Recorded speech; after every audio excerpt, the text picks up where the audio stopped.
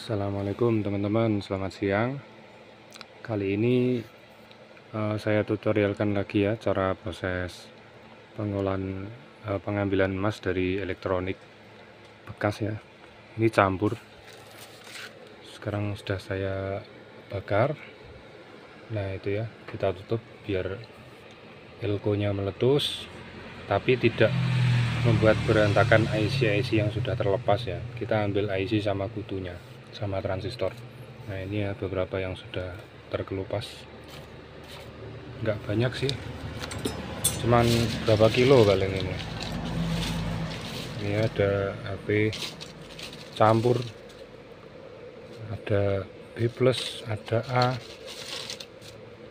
campur semua, ada Cina juga, males milin ya.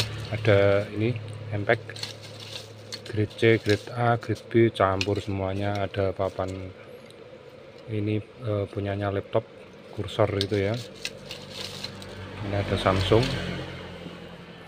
dan sudah segini ya dapatnya campur. Ini belum saya pilih. Ini ada prosesor juga, prosesornya lumayan ini ya, jenis ini. Nah ini dari proyektor, apa namanya lupa saya. Yang jelas ini juga lumayan bagus. Oke, saya selesaikan dulu ya. Nah ini tujuannya pembakaran dan ditutup biar elko aluminiumnya pun ikut terlepas. Nah, jadi ini bisa kita gunakan untuk pengendap maupun dijual rosok ya. Orang kan selama ini bingung, elko cuma dibuang karena nggak bisa ngupasin satu persatu kan, bakar aja meledak semua kayak gini kan. Oke, saya selesaikan dulu. Nah itu ya suaranya seperti petasan, hati-hati asapnya, dan harus ditutup ya biar nggak berantakan kemana-mana. Nah ini yang sudah kita dapat, ini isi kelabangnya, isi cucuk, dan ini transistor ya. Mungkin kalau 2 kiloan ada ini, kurang lebih ya. Ini nggak tahu ini sekilo ada atau enggak. Oke, kita selesaikan dulu. Oke, setelah IC dan kutu-kutu sudah terlepas semua ya, lanjut kita bakar. Nah itu sudah saya pisah aluminium, pengotor, PCB dan lain-lain ya. Ini tersisa IC dan kutu. Sekarang saya akan bakar. Saya skip dulu. Oke, setelah selesai pembakaran IC-nya ya, ini saya campur, nggak saya pilih-pilih, jadi satu saja karena cuma sedikit. Kita tumbuk. Kalau bakar saya sarankan sampai putih ya, biar dia empuk ketika ditumbuk. Kalau masih ada yang hitam, hitamnya hitam body IC bawaan ya, bukan hitam jelaga karena tiupan api, bukan. Karena kadang sudah putih empuk kena jelaga jadi hitam lagi, itu wajar ya. Jadi yang penting empuk, ketika ditumbuk bisa jadi seperti ini. Oke, saya selesaikan dulu. Oke ya, setelah halus kurang lebih seperti ini, lalu kita masukkan ke beaker ya, campur yang tadi. Biar saya tangan satu sulit. Oke, setelah kita masukkan, kita tambah air.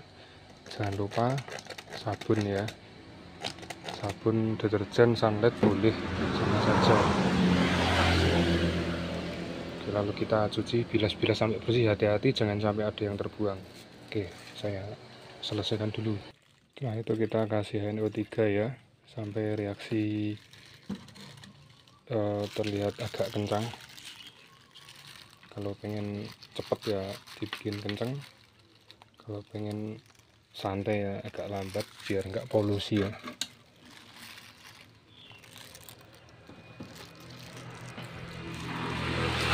Oke, dan saya tutup dulu.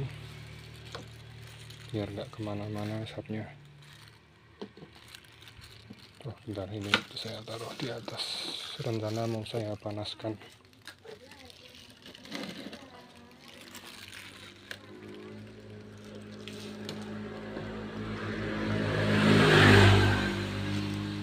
Ya, kita tutup.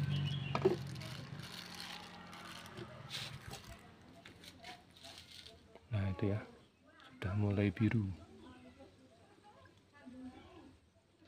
Jadi setelah dikupas, IC-nya dibakar sampai putih semua, lalu masukkan beaker, dicuci sampai karbonnya bersih, agak bening airnya, baru kita proses.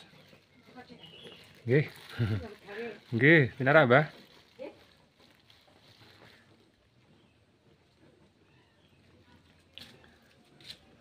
Setelah dicuci bersih, kita masukkan air sampai itu ya, IC-nya terendam semua.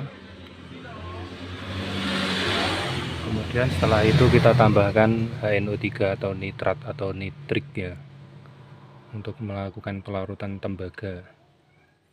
Jadi harapannya hanya tertinggal emas saja. Kalau ada perak, perak larut, palladium, palladium larut. Jadi yang tersisa nanti harapannya hanya emas foil-foil itu ya. Oke, biar selesai dulu. Kita skip lagi biar durasinya nggak kepanjangan. Yang jelas penyekipan ini agar tidak memperpanjang durasi ya. Hemat kuota juga, memori juga terbatas. Saya tegaskan dari awal. Pertama prosesnya, komponen elektronik yang mau kita lebur itu, yang mau kita proses itu PCB itu ya, kita bakar sampai mengelupas semua. Kita ambil IC-nya. Setelah dapat IC dan kutu, kemudian IC-nya kita bakar pakai burner bisa, pakai blender bisa, pakai tungku tikus itu bisa, sampai benar-benar putih semua. Kalau sudah putih semua, kita angkat, kita tumbuk sampai halus, sehalus mungkin. Setelah itu kita cuci bersih pakai air bersih, air biasa ya. Setelah kita cuci sampai bersih, karbonnya seminimal mungkin yang tersisa, baru kita tambahkan air, masukkan beaker ya, maksudnya tambahkan air, kemudian airnya sampai merendam komponen semuanya. Jadi komponen atau IC dan lain-lainnya itu sampai terendam air gitu ya, nggak usah terlalu banyak, yang penting terendam. Kemudian kasih HNO3 sampai reaksinya seperti ini. Nah ini keluarnya tipis, minim, tapi di dalam reaksinya kencang gitu ya. Yang penting jangan terlalu ekstrim, polusinya kemana-mana, kasihan tetangga ya. Jangan lupa ditutup. Kalau sebelum dipanasin reaksinya kencang gini, nggak usah panasin ya. Nah nanti kalau reaksinya udah melemah baru dipanasin gitu. Oke, kita skip dulu biar selesai dulu. Oke, setelah melemah reaksinya, kita sambil panaskan ya, sampai tidak terlihat lagi asap coklat yang keluar. Kalau gelembung pasti keluar ya kalau dipanasin sampai mendidih. Yang jelas patokan kita, pertama tidak ada asap coklat lagi di dalamnya. Yang kedua sudah tidak terlihat tembaga lagi. Ketika kita aduk sambil kita lihat apakah masih ada tembaga yang tersisa. Oke, kita skip, kita lanjut sampai selesai.